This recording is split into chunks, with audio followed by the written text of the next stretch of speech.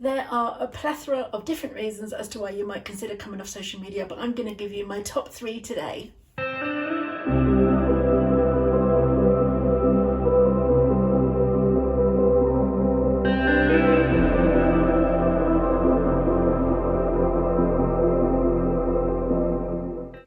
So number 1, and no surprises here, time, right?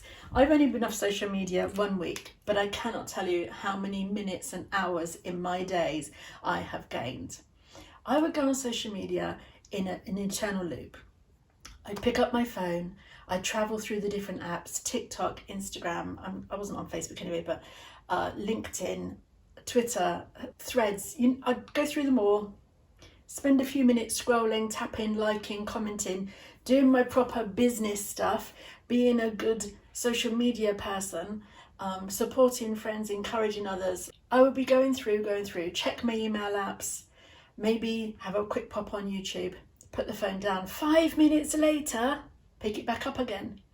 I turned all my notifications off. I wasn't even responding to notifications. It just became a habit for me. I would just pick my phone up every 5 minutes in the middle of TV breaks if I was sitting in the evening with my wife.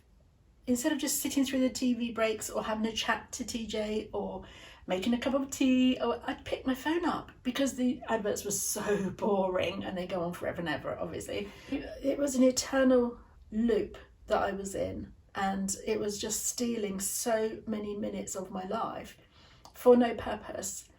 I justified it. I called it work. I had to do it because it was work, because you have to be on social media if you've got a small business. So I would be liking and commenting and sharing and encouraging mostly other small businesses, and we were all doing it together, spending hours of every day supporting each other's business in the hopes that it would bring in more revenue, in the hopes that we would generate sales and make more customers. Now, I'm not saying social media doesn't work for small businesses, of course it does, but there's certain things you need to do for that, and it wasn't what I was doing, and it isn't what most people do on social media, because I didn't want to play the manipulation game. I didn't want to do all the things you have to do in order to use it to gain sales, and so I wasn't effectively using my time. My time was being sucked away. I wasn't using social media was using me. So since stopping social media, I've had time for things like drawing, painting, gardening, sit and stare time. Isn't it interesting how I would consider sitting and staring out the window for 2 hours really luxurious and not at all a waste of time, because I absolutely believe in those moments of stillness. I really encourage people to do that, etc. But definitely I wouldn't have afforded myself that luxury. But I would quite happily sit on my phone and tap away on TikTok for 2 hours and not even know where the time went. What the noggin? It's absolutely bonkers. It makes no sense at all. So number 2, and this comes in parts A, B and C because it's quite an involved part, but I'm going to try and make it as quick as possible, is this kind of false sense of life and reality. What I mean is inauthenticity, but that's too long a word and I'm dyslexic, so false will do for us for now, guys. So it comes in different parts. So one, as we know, on Instagram, for example, using that or any of them really, but what we're viewing are people's highlights of their lives, and we're comparing that to our ordinary lives. We're comparing 1 minute of somebody's day to 24 hours of our life, and we're going, that's not measuring up. That looks so beautiful. Why isn't my life beautiful like that, etc. So now, fortunately, I don't have the thing where I get jealous if someone else does well and I want to be the best and blah, blah. I celebrate other people's successes. I'm excited when someone's doing well and flourishing. And I love that some people can be examples for us to show us the way to flourish. I love that. However, I do or did use social media as something with which to beat myself up with, because I would be like, why don't I know that by now? Why haven't I thought of that? I don't even have time to make that thing. I was going to make that, and now I don't feel like I can make it because they've made it, and etc. It goes on and on. There's so many different things where the comparison mess up is kind of active, and then it steals so much of who you are because you're comparing yourself all the time. So I'm comparing a false reality with my actual day-to-day living reality, and then unsurprisingly I feel a bit shit about it. That's A. B is along the lines of that thing where I was going, I wanted to make that and now I can't make that. It's being influenced by other makers and artists and not really listening to my own true voice. When you're in that environment where you're with other people, it's good to be influenced. Obviously, there's no new ideas. Everything's kind of been made before, unless you're stumbling across a new material or a new product or a new process, which is kind of rare these days. I mean, it's happening, but that's by the by. You don't need to hear all that bit. But basically, we are all influenced. Artists are always influenced by other artists. We study other artists' work, artists from the past, etc., because they have so much to teach us. But there's a difference between that and being constantly, day in, day out, having so many images thrown at us, and then us going, what do I want to make? And then being influenced because you want to make what sells. It's a big mess. It can be a big mess you can get into as an artist. And, it's not helpful at all. So that's part of that comparing the false narrative.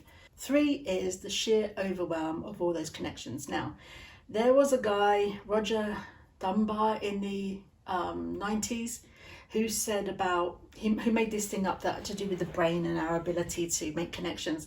He said we could each have the maximum of about 150 friends. That's as many as any one person could handle. That's since been disproven in a way, even though it was the thing to go with for all these years. But about 4 or 5 years ago, it was disproven.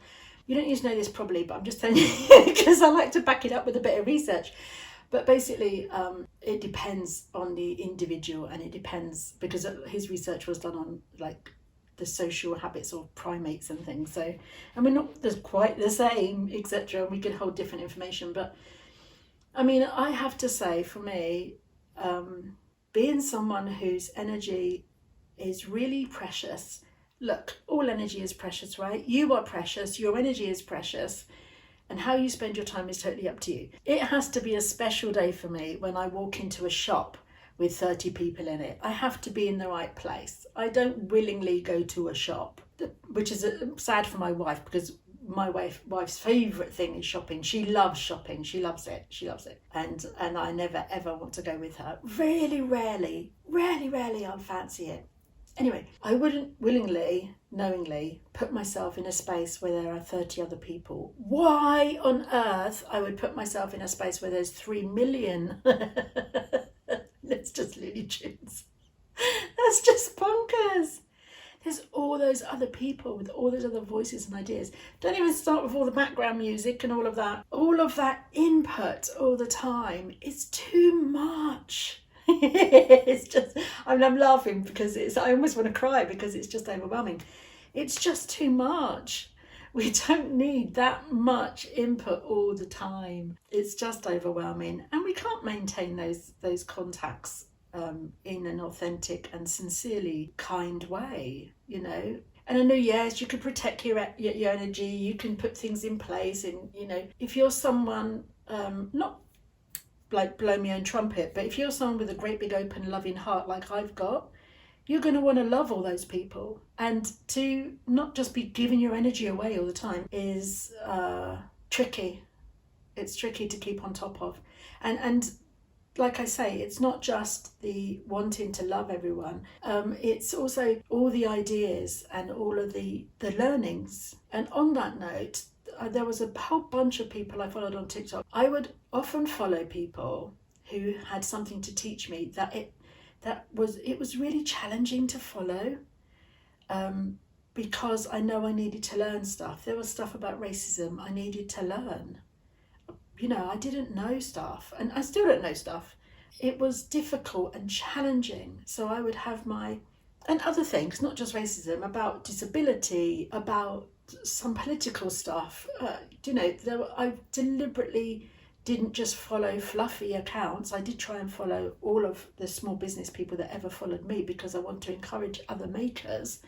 And as much as I needed to learn all those things, it was yet another stick with which to beat myself up. So it was like the comparison thing, and not knowing stuff was, I was cross with myself that I didn't know this stuff and I had to learn it, even though it felt really, really uncomfortable, because growth can be really uncomfortable.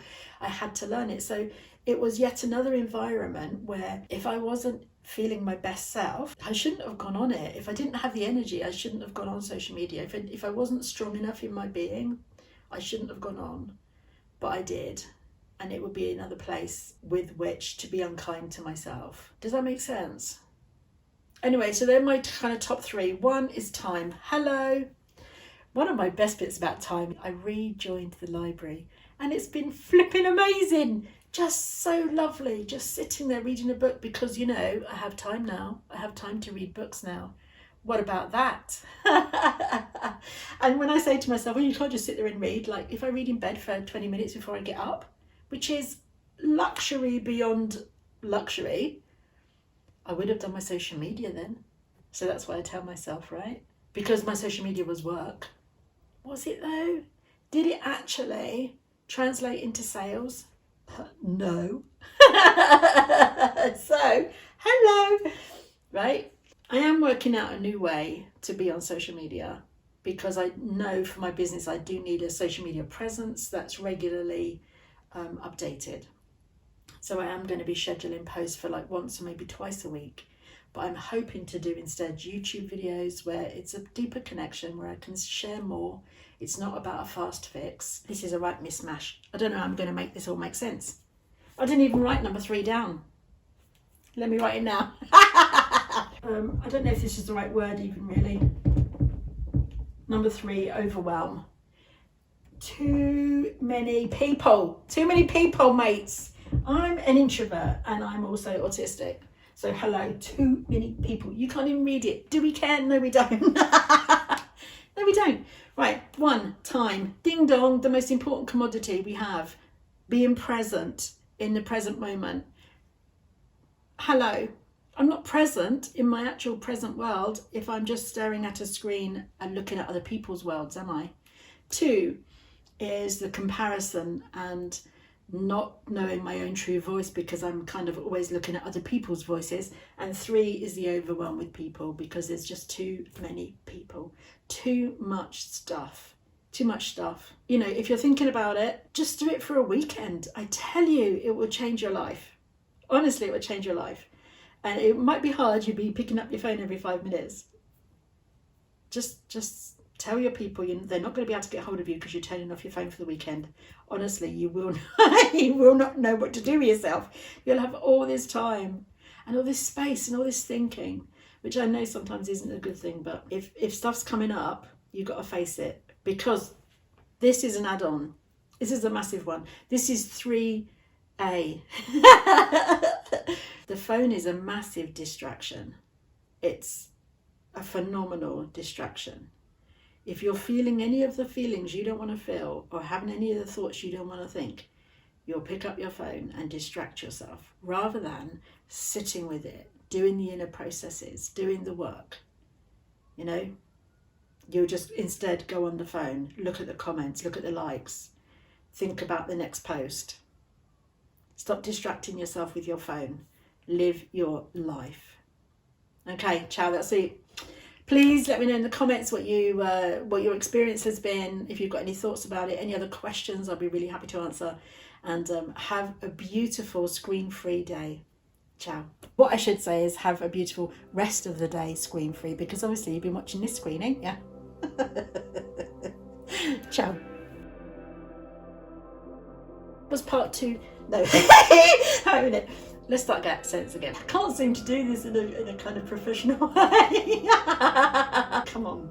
Where was I going with that? Yeah, even with the whiteboard, it don't matter. You can't do it. Anyway, let's start that again. I can't even say the word. Should I make sure it's recording? Is it recording? I don't even know if it's recording. Pardon me. That's not good, is it? Burping on camera. Are you following? In the list, you see. My list is on my phone. Guess what I'm recording this video with? You got it! Hello. I'm getting more professional by the minute. I mean, come on. So, I'll probably end up cutting most of this out. Thank the Lord and sweet baby Jesus and all his disciples. That was just for my mate Ruby. But I really tried to make this a bit sciencey and a bit professional. Can't even see it. Except that